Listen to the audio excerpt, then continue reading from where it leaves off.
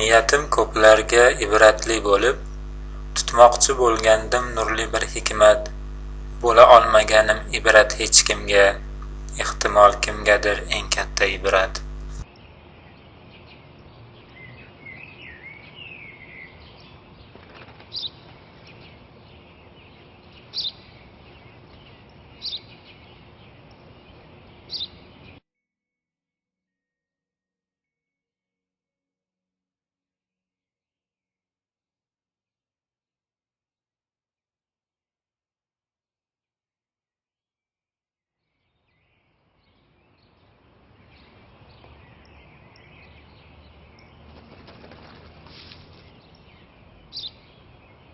Bu nima? Chumchuq.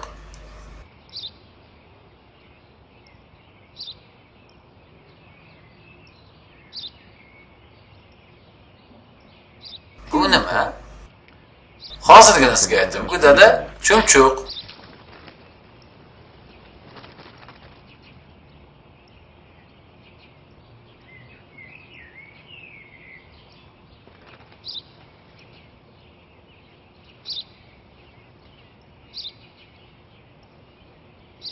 Bu nima? Chumchuq dada, chumchuq. Chumchuq.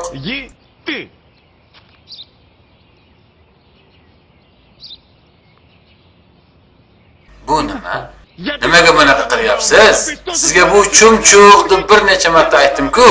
Nega tushunmaysiz axir? Qayerga ketyapsiz?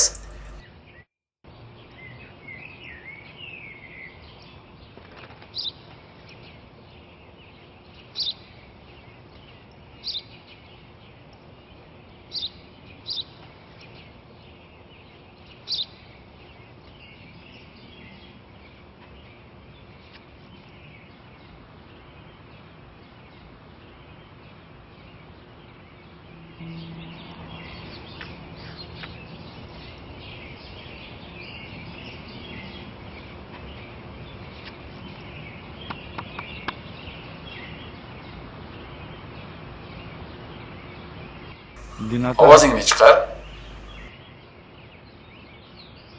Bugun bir necha kun ilgari 3 yoshga to'lgan katta farzandim bog'da men bilan o'tirgandi. Yonimizda bir chumchuq paydo bo'ldi. Bolam mendan "Dada bu nima?" deb 21 marta so'radi. Men unga 21 marta "Bu chumchuq" deb javob berdim.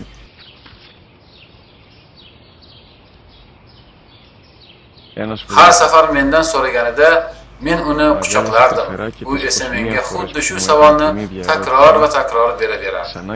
Bu mening g'azabimni qo'zg'atmas, aksincha, jajji farzandimga nisbatan o'zimda faqat mehr va muhabbat tuyardim.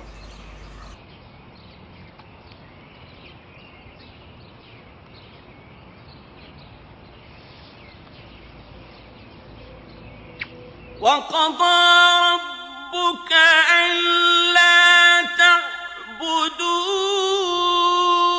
إِلَّا إِيَّاهُ وَبِالْوَالِدَيْنِ إِحْسَانًا إِمَّا يَبْلُغَنَّ عِندَكَ الْكِبَرَ أَحَدُهُمَا أَوْ كِلَاهُمَا فَلَا تَقُل لَّهُمَا أُفٍّ